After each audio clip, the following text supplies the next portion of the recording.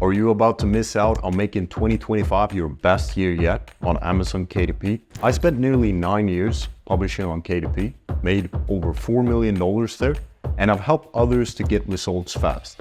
Winning on KDP doesn't need to be hard if you follow these 10 changes I'm about to share. Imagine this: you're in a new city and you're wearing a blindfold. You have no idea where you're supposed to go. You're just stumbling around, hoping that you'll bump into something amazing by sheer luck. That's what publishing on KDP is like without a clear goal. Without a goal, you're essentially wandering around aimlessly. You keep putting out books, but you have no way to measure if you're succeeding or just staying busy. You might even be moving in circles without realizing it. Now imagine taking off the blindfold and knowing exactly what you're aiming for. When you have a clear goal, every action moves you closer to something real. It gives your effort direction and purpose. So you want to go from being aimless to having a clear goal. Set a specific, measurable goal for your publishing, such as a monthly income target for every month of the year, or building a loyal audience of X number of real followers or subscribers. Write it down and keep it inside to remind yourself of your aim. Now imagine this: you're in a new city and you know where you're going, but without a map or a GPS, you keep turning corners, hoping that you will stumble upon your destination. But again, you're just wandering in circles. That's what it's like to publish on KDP without a clear plan. When you're guessing your next move, you waste time and money on strategies that don't work. It might feel overwhelmed and you might feel stuck because you don't know what's actually driving results. Picture knowing exactly where you're going and the steps you need to take to get there. You'll feel more in control, you'll avoid common pitfalls, and you start seeing progress that actually lead you somewhere. So change number 2 is to go from winging it to having a clear plan. Write down a simple step-by-step plan of the actions you can take for 2025. So here are some examples of what a plan can look like for me, for example. So number 1, finish program X by X date and execute on it immediately by implementing any improvements. Number 2, research and decide on X number of topics to publish books on. Number 3, create X number of book titles. Number 4, hire X number of writers or designers. Number 5, publish X number of books per month. Number 6, get X marketing strategy implemented on each book, and so on. When you list out the exact steps you need to take, you will always have clarity on what to work on because you simply need to follow the plan that you've made. And this is fun too. So get a cup of coffee, a tea, your favorite snack, light some candles, whatever. Just make this into something you want to do because it is fun. And it's one of the most important things you can do if you want to make 2025 your best year yet. This will be your war plan, your secret battle strategy for conquering territory on the Amazon website. So think of yourself as the commander, leading your books to victory, one bestseller at a time. But the problem is, unless you're a skilled navigator, having a plan doesn't guarantee you'll pick the right path. You might end up walking uphill unnecessarily or running into roadblocks that make it seem like there's no way forward. It's frustrating when you put in the effort, but you still feel stuck. That's what it's like to publish on KDP without truly knowing the strategies that will drive results. You keep trying different things, guessing which turn to take next, and hoping that you'll not just hit another dead end. Picture having a guide who knows the road like the back of their hand. They can show you the easiest route, warn you about steep hills, and help you steer clear of dead ends. That's what it feels like when you understand what actually works in publishing. You're not just wandering around anymore. You're following a clear path. So change number 3 is to go from being clueless to being knowledgeable. Learn from those who have already succeeded. Study what the top publishers do, which strategies they avoid, and where they focus their efforts. Use this knowledge to shape your own plan to ensure that every step you take is based on more than just assumptions. When you go from being clueless to knowledgeable, you stop wasting time and money, and you start to see real progress. The road becomes smoother with fewer setbacks because you know where to focus your energy. Speaking of knowledge, what is the purpose or real tangible value this knowledge brings us? For example, we learn a lot in school that we don't use today. So that's not the type of knowledge I'm talking about. I'm talking about the kind of knowledge that brings tangible results. The way I see it is that when we're publishing a book, we have certain components. And if our knowledge is limited in any of these components, so will our success be limited. So the type of knowledge we want is the one that gives us an edge. So we can be confident that the steps we take will give us results. So change number 4 is to go from uncertainty to certainty. When you have the right knowledge, you can be more certain that the books you do publish will succeed. You won't have to waste thousands of dollars on failed projects or hundreds of hours on strategies that lead you nowhere. Instead, you'll be able to invest your time and your money in ways that actually get you results. The more certain you are about your approach, the less you need to worry about stumbling in the dark. You'll be able to focus on scaling up, improving, and progressing on your campaign towards victory. Besides gaining knowledge, there are other ways to increase your certainty and make sure that you're on the right path. One of the most powerful ways is to surround yourself with the right people, people who can guide you, share their experiences, and help you avoid costly mistakes. It can sometimes feel hard to be certain when you're going at it alone, trying to figure out everything by yourself. But when you have a solid group of people around you, it's like having an experienced team of battle-hardened generals who know exactly how to win the fight. So change number 5 is to go from being alone to having battle-tested allies by your side. When you're surrounded by people who have been there, done that, you will get valuable insights and feedback that you can't get from going solo. They can help you spot opportunities, avoid pitfalls, and stay motivated when things get tough. It's like having an army behind you, pushing you towards victory. The more experienced allies you have by your side, the more certain you'll be that you're making the right moves. You'll feel supported, guided, and confident in your journey because you're not in this fight alone anymore. Now that you have the right knowledge, support, there's another big way to feel more certain. Imagine when IKEA is opening a new store. They don't just follow a plan, they have a system for everything, like setting up displays, keeping shelf stocks, etc. That's how they grow without chaos. So change number 6 is to go from chaos to having strong systems. A good system makes your publishing process run smoothly. Instead of doing every task yourself, set up SOPs, standard operating procedures for each step, like hiring writers or launching new books. Use folders to keep your files in order so you don't waste time searching. Automate tasks where you can, and don't be the middleman for everything. When you go from chaos to having systems, it's easier to grow. You can publish more books, you can take on bigger projects without feeling overwhelmed. With a system, you always know what to do next, and scaling up becomes a lot more doable. Here are some action steps to do this. Make SOPs for every step in your publishing, like writing, editing, and marketing. Keep it simple so that anyone can follow. Number 2, use folders to keep everything organized. Drafts, cover designs, plans, etc. This saves you time and avoids clutter. Automate tasks like social media posts or sending emails. You can use tools that can do the work for you. Next, delegate tasks so you don't need to do everything yourself. And you also want to make templates and easy to follow steps that you have saved in case you need to add more people. With these systems, you can grow your publishing business without the stress. So everything gets easier and you know you're on the right path.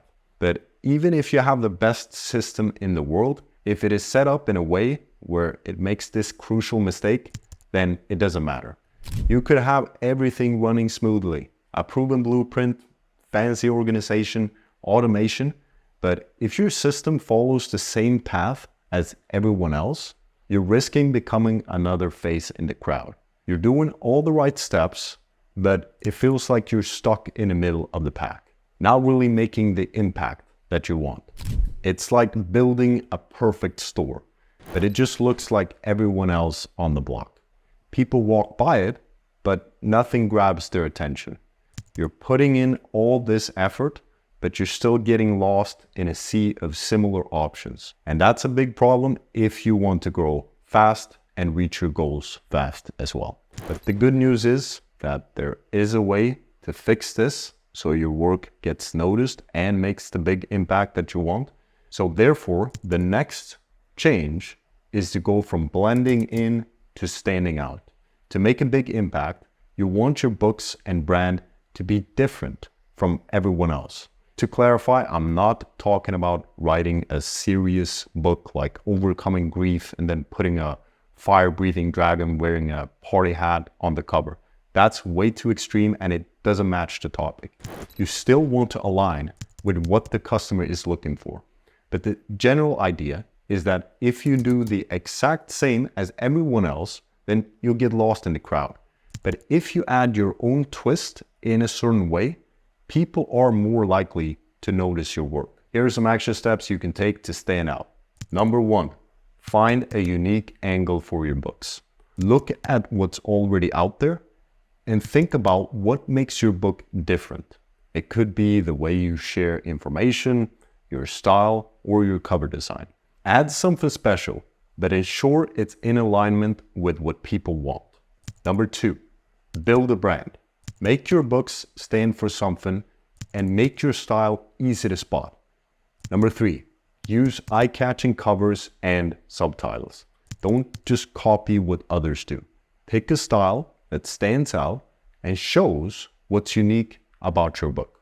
Number 4, connect with your audience, not just via research, but ideally after your book is published as well, so you can either make an improved second edition or gather useful feedback for future releases.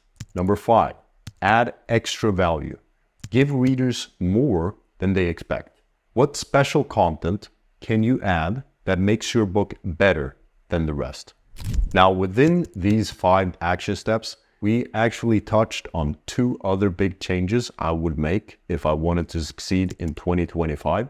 A lot of self-publishers think of their books as a one-off project. They create it, publish it, and then they move on to the next. But treating each book like a separate thing can keep you stuck in a cycle where you're always starting from scratch.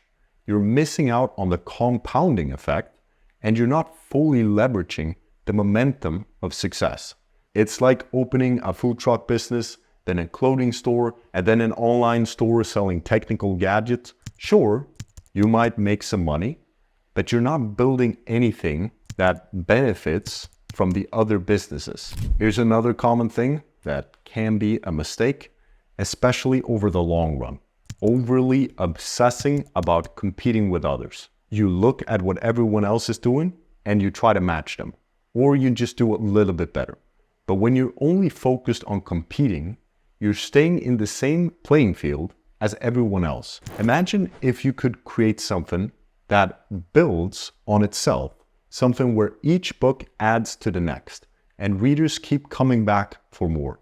Or what if you could move beyond just trying to keep up with others and instead set the standard for everyone else to follow? So the next change is from going from book to brand and from competing to dominating. When you think beyond just a single book and start building a brand, everything changes.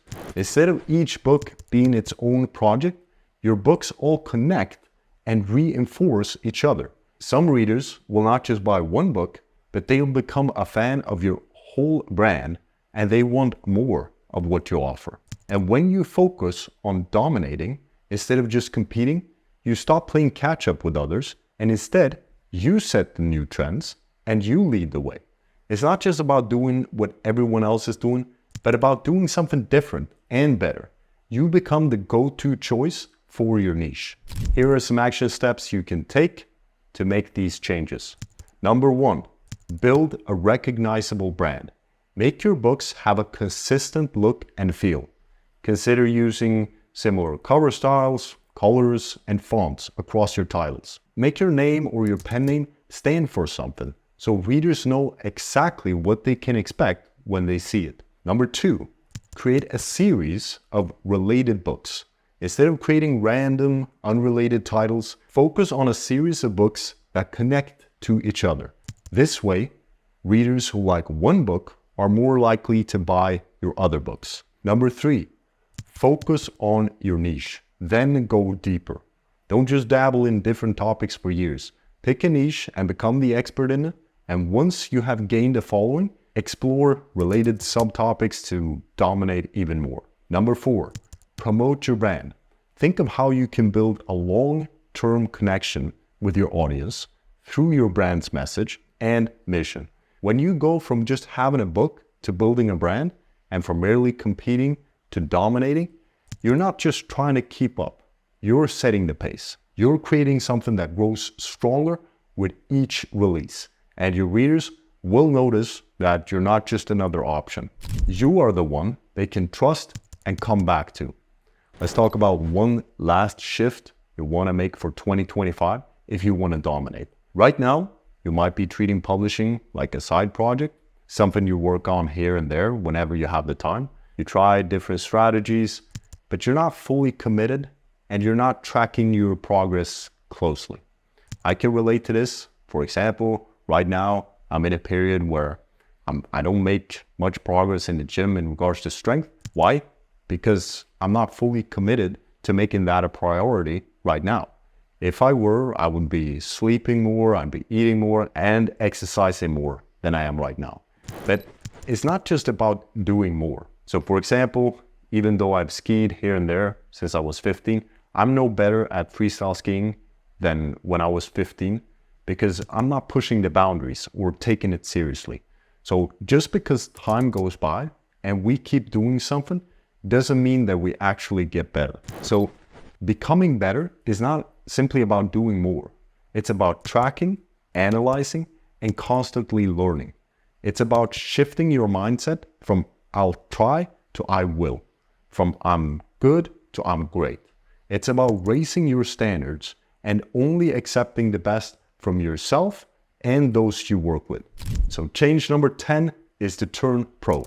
When you're a pro, you don't just work when you feel like it. You commit, you show up every single day, and you do what needs to get done. It's not about hoping that things will work out. It's about making them work out. In the book Atomic Habits, James Clear talks about how a British cycling team went from being considered losers, never winning Tour de France in 110 years, to winning 5 times in just 6 years. The secret? They focused on making tiny 1% improvements in everything from the bike seats to the rider's diet and even how they wash their hands to avoid getting sick. So over time, these small changes added up to big wins and made them world champions. Here are some steps you can take to turn pro. So number 1, set a publishing schedule and stick to it. Treat your schedule like a serious commitment. Decide on how many books you'll publish this year and set deadlines for each step. Pros, get the work done whether they feel like it or not. Number 2, track your progress and reflect on it. Set weekly or monthly goals for your actions, not just the outcomes. Ask yourself, what actions would make this week a success, even if I don't see any results right away? Remember, results are just a lagging indicator of the actions that you've taken before. So the steps you take today create tomorrow's successes. Measure your progress. What is working? What is not working? And adjust as needed. Number 3, adopt daily habits for growth. Spend each day on tasks that really matter.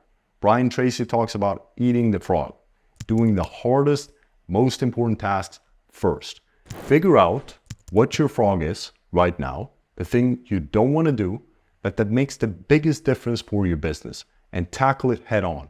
Number 4, invest in your skills. Just like athletes hire coaches, invest in courses, tools, or mentors that can help you improve.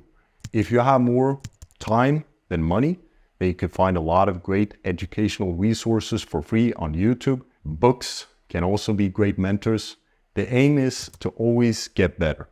Number 5, raise your standards. Expect the best from yourself and the people you work with. So don't settle for good enough. Strive for excellence in every part of your publishing business. When you go from being an amateur to turning pro, you're not just trying things out.